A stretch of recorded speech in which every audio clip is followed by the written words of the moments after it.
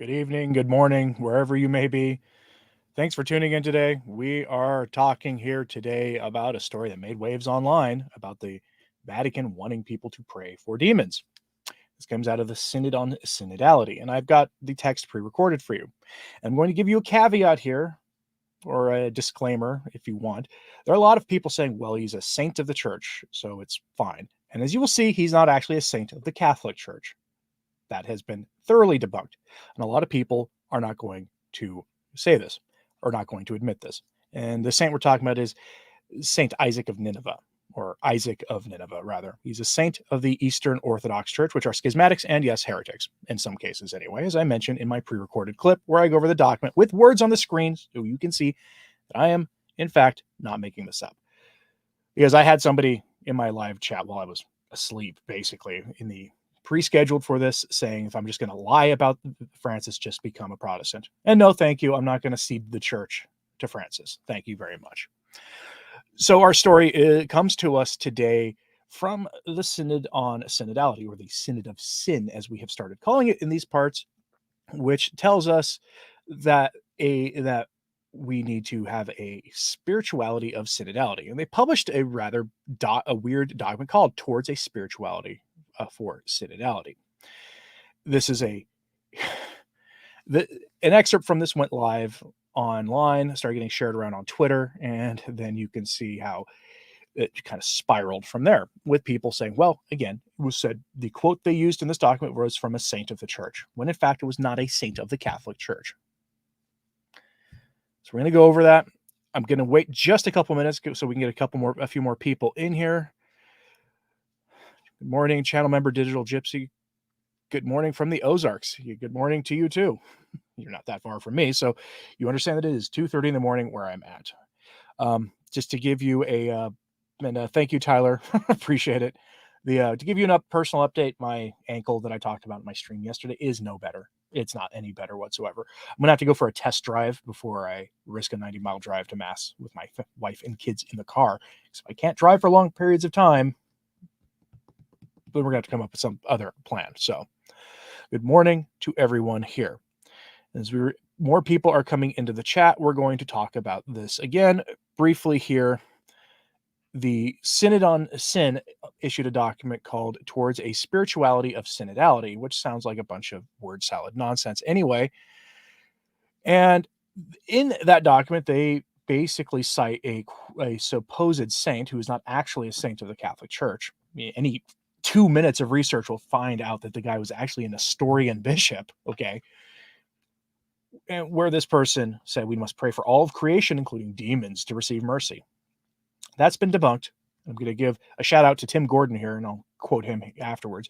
It took him probably 2 minutes to find where Thomas Aquinas dunks on this stupid claim. And so here we're going to just go now to the clip, because it's a few minutes long, but it's not super long. So here we go. The offending clip in question, and then some of the responses to it from Father Dave Nix. The document is called Towards a Spirituality of Synodality.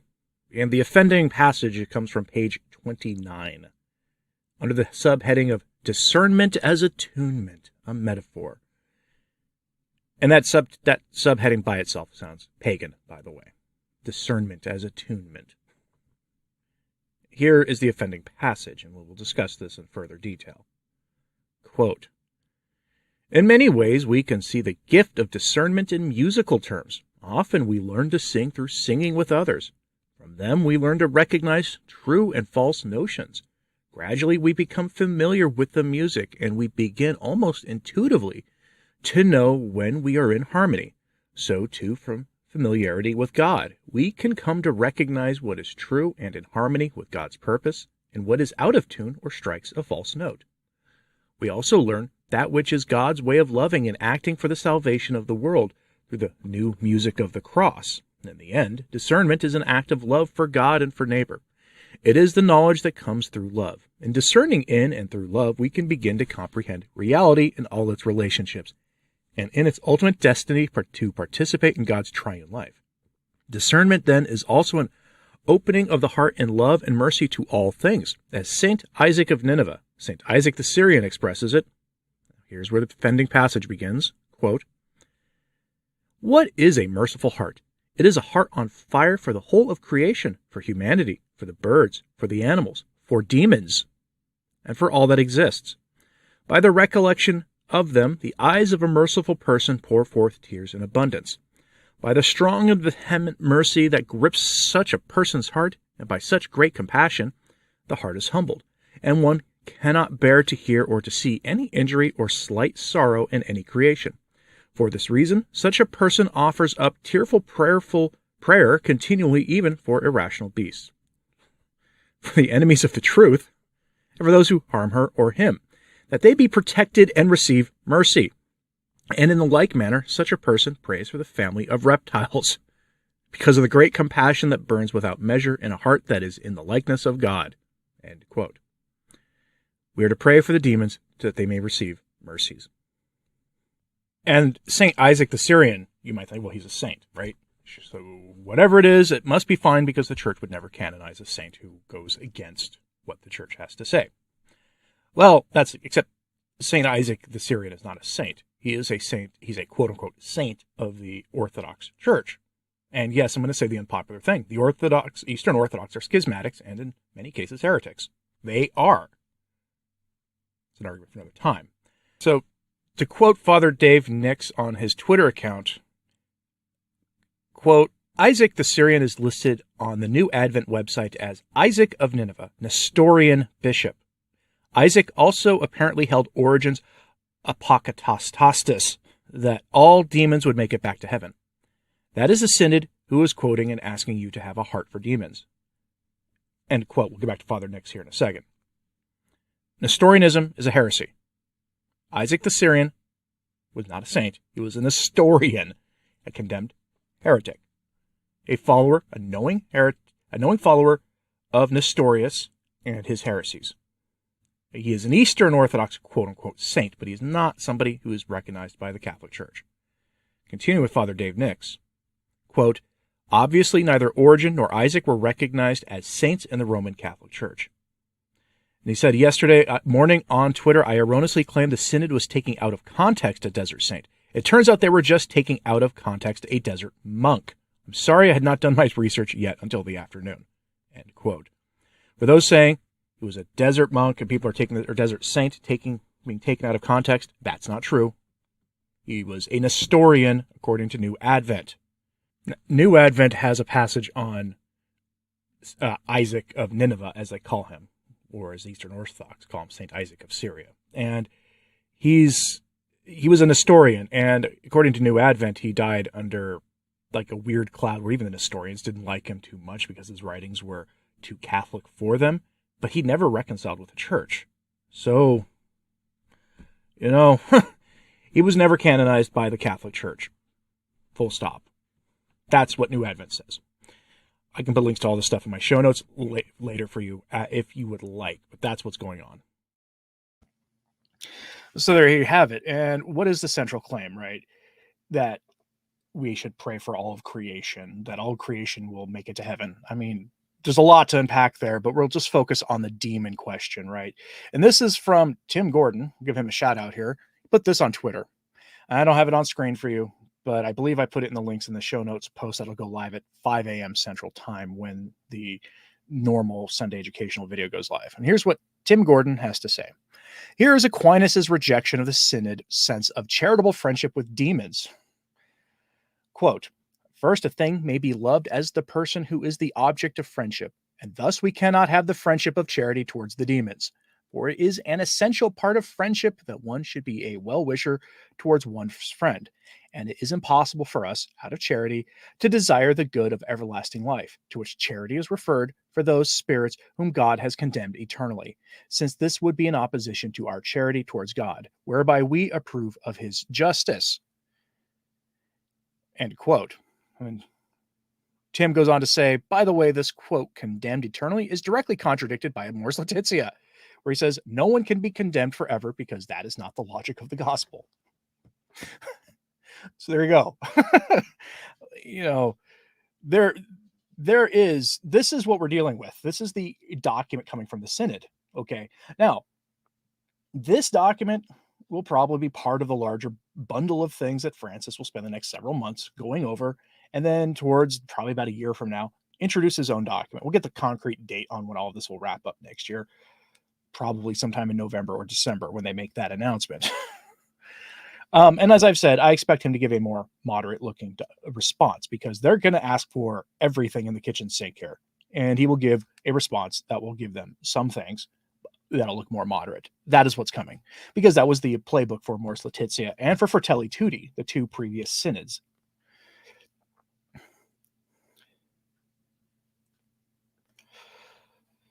No, JSN, we don't. There's a question about him being Pope. There is a question about that, and we are not. There comes a point where you have to call a spade, and that's what we're doing here with him. If you don't like it, don't watch. Simple as that. I invite you to not watch if you don't like it. Okay? We're going to move on from that, though. So shout out to Tim Gordon on how he used Aquinas to debunk this rather... This is a quote, by the way, that wing of modernists will keep bringing up over and over and over again. This is not the first time we've seen this reference to Isaac of Nineveh. This is not the first time I've seen this debate on Twitter and in other Catholic social media. I expect you will see videos from some of the Pope-splainer channels coming out and saying, oh, this is fine. This is why this is fine. And they're going to say he's a Catholic saint. He is not. You can check New Advent. I have a link to that in the show notes that will go live in about 2.5 hours. He is a saint, quote unquote, of the Orthodox Church. Why are we quoting their saints when we don't recognize them? I'll give you a hint why. This comes from Catholic Conclave. Again, I'd put the words on the screen. We're doing this live. So with the headline, with the help of Tuco, meaning Cardinal Fernandez, Pope wants to rehabilitate anti-Pope excommunicated by a council. They only worry about obeying Vatican II and care nothing for previous councils. They're rehabilitating a Pope who had been condemned by the Church, or at least an anti-Pope who had been condemned.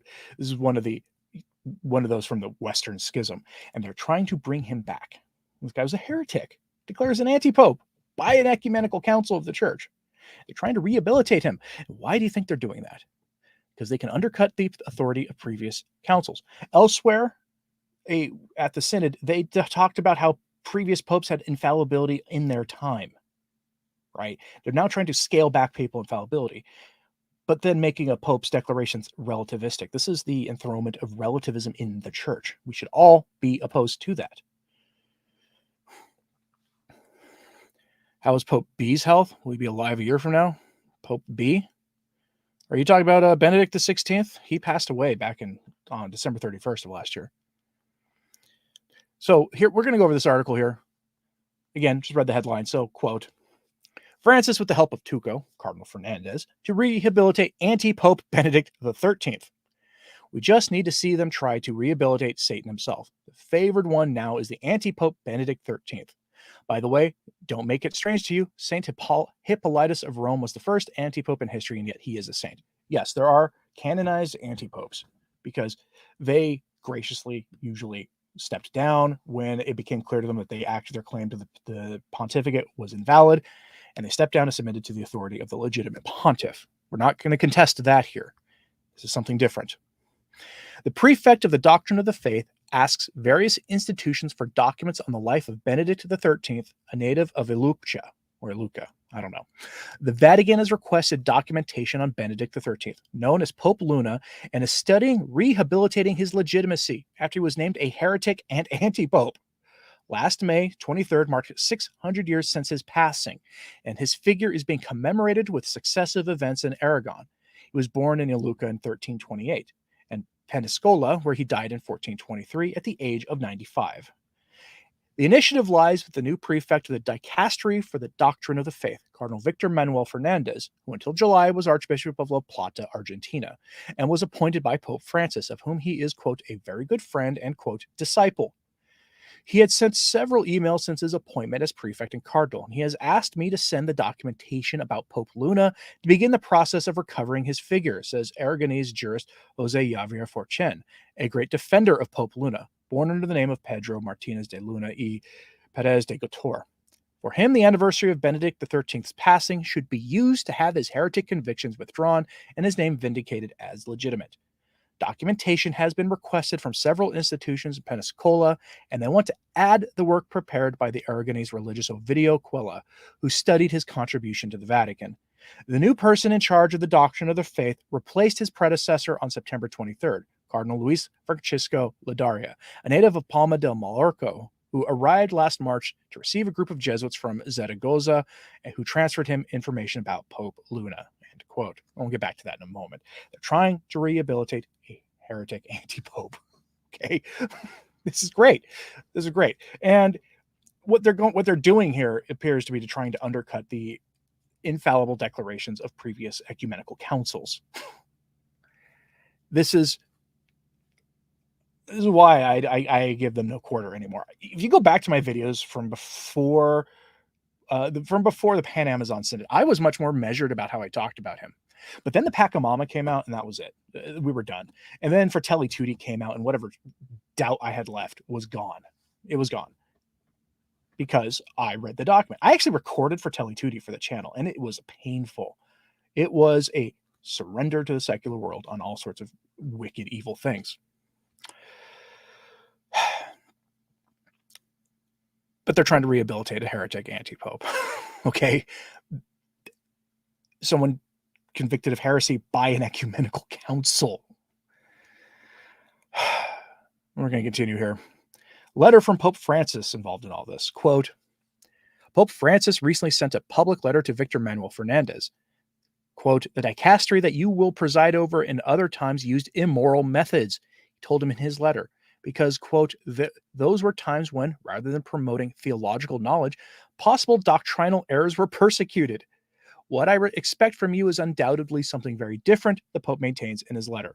End quote. Okay, we'll finish this in a second. Persecuting doctrinal errors is not apparently what the dicastery for the doctrine of the faith is anymore.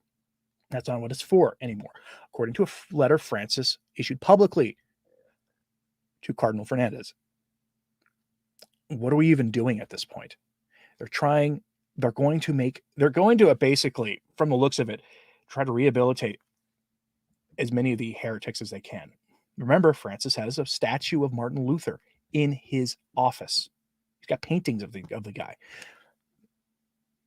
This is not going to end with anti-Pope Benedict XIII, and it won't be legitimate when they rehabilitate him. It just won't be. You know this as well as I do. If you have any shred of faith, you know that ecumenical council had to be invoking the magisterial authority and infallibility unique to ecumenical councils when declaring somebody to be a heretic and an anti-pope. So you have to do that infallibly. There can't be a political act. Hold fast to traditions that you have been taught, even if they try to introduce novelties. We must not go with this rehabilitation of an anti-pope. That is correct. This story should be bigger than it is, but unfortunately it's not. It's hardly anybody's paying attention to it. Others saying that they gave up on Francis and with giving him any benefit of the doubt after Fratelli Tutti. That's true. I mean, the Pachamama thing was like the Assisi conferences, but worse in a lot of ways. Robert Richards says he pretty much had enough of him when he appointed Archbishop Smoochie to the DDF. Well, that archbishop is now going to be rehabilitating a heretic anti-pope. Let's go back and finish this piece. Quote, in addition, he, meaning Francis, mentions that he was the dean of the Faculty of Theology of Buenos Aires, president of the Argentine Society of Theology, and of the Faith and Culture Commission of the Argentine Episcopate, where he was voted and elected by his peers, who valued him, he adds in the writing. He's talking about Cardinal Fernandez here. His theological charisma. As rector of the Pontifical Catholic University of Argentina, you encouraged a healthy integration of knowledge. On the other hand, you were parish priest of Santa Teresita, and until now Archbishop of La Plata, where you knew how to put theological knowledge in dialogue with the life of the holy people of God, highlights the Pope. And then Cathcon says that he wrote in a previous post applies here, quote, it is all very well criticizing traditionalists for their concerns about Vatican II. That is fair. It is fair to push back on our concerns about the Second Vatican Pastoral Council. A prerequisite for any discussion is that Catholics accept all other councils without reserve. Otherwise, synodalism is another word for hypocrisy. Then see what remains of the authority of Vatican II. But that is another discussion. And that is absolutely true. That is absolutely true. Francis himself told us this was coming when he offhandedly dismissed the hermeneutic of continuity. He did it like in some letter. I recorded it a year or two ago when he did that. When they got rid of the hermeneutic of continuity, that should have actually been a big red flag for us.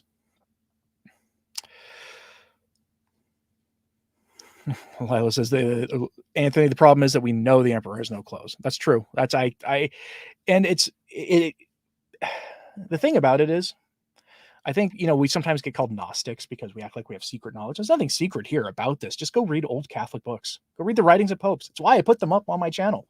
Go read the writings of popes and of priests who taught the faith before the chaos years happened. Just read what they had to say. You'll see. It's not secret at all. Just go buy old books.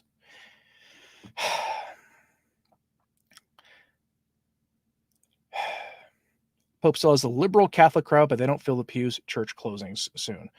Well, I mean, most Catholics don't pay attention. Most Catholics, day to day, just go about their business. That's to be expected. Yeah. Relativism is another tentacle of the ink-spewing octopus that is modernism. It's called the synthesis of all heresies for a reason. It actually includes some aspect of every heresy ever. It just does. Before going live here, I recorded for next weekend the St. Vincent of Lerins. And I think people have been asking me to make playlists in my We Were Warned series. I think the first playlist I'm actually going to make will be of St. Vincent of Lerins, and probably the second will be my Malachi Martin videos. I think those will be the first two that I do. And partially because St. Vincent of Lerins, his work should be read or heard and understood by every Catholic concerned about what's going on now. And he writes in a way accessible enough for every Catholic to understand. How's my study of University Dominici Gregis going? What do you believe to be the point of that document, if not to prevent the rise of a figure exactly like Bergoglio? I'm not sure St. Pius X could have foreseen that a pope would be totally enthroned by these errors, or even a series of popes, depending who you ask. I've recorded one, like the beginning of Dominici, of Pascendi, and I'm going to be doing probably in 2 weeks, I'll do the next part. I'll do the next section of the summary. So I'm not going to do the whole document. I have the entire document already recorded several years ago. I'm going to do like key parts of it to try to explain the key errors of modernism. Why modernism is essentially scientism plus feelings plus relativism plus a few other things.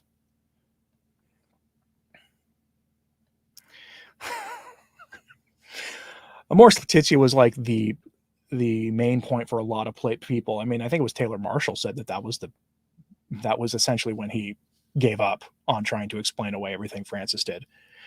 I know that was what happened with Patrick Coffin and a few others. Morning to you in Arizona, Raquel. Oh, yes, it is definitely a long document. That's why I'm doing it in small parts, because I think my recording of it is over 2 hours long. There's only a few documents that I've recorded that are that long, one of them being Casti Connubii, which is another document that is more clear than Humanae Vitae was. Humanae Vitae actually inverts the ends of marriage, which is why a lot of traditionalists don't actually like Humanae Vitae, other than admitting that it was brave of Paul VI to issue that document when he did. But Casti Connubii is clearer and was written only 30 years before, so it's relevant. And I have that on my channel. It's also one of the few papal documents I've ever recorded that got demonetized by YouTube. Back before I knew how to navigate that system better. This personal relationship nonsense is what my former religion pushes. It makes me sick. The true personal relationship with our blessed Lord is receiving him in the Eucharist and engaging in adoration and devotions of that kind.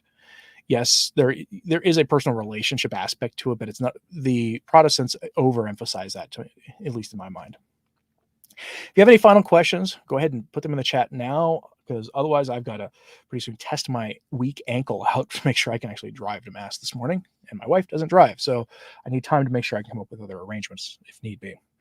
So if you have any other questions, let me know in the comments now, because this is the time to do it. My ankle is not any better than it was yesterday. To give you an idea, I rolled my ankle at the gym yesterday morning doing an early, it wasn't even during an exercise. I put the weight down, turned to move to go to the next thing to do, and my foot went out under me. I didn't hit the ground or anything, but it's not my driving foot, but it's still kind of still a problem.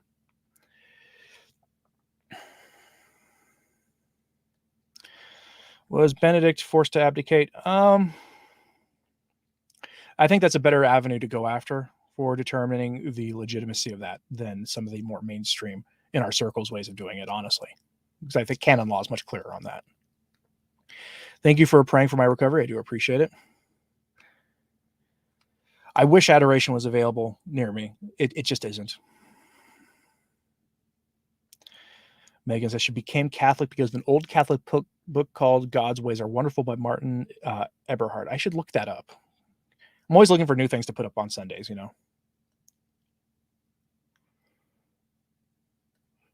That is the correct answer also. But it's not the same as how Protestants talk about it. Anyway, we're going to leave it at that. Thanks for tuning in, folks.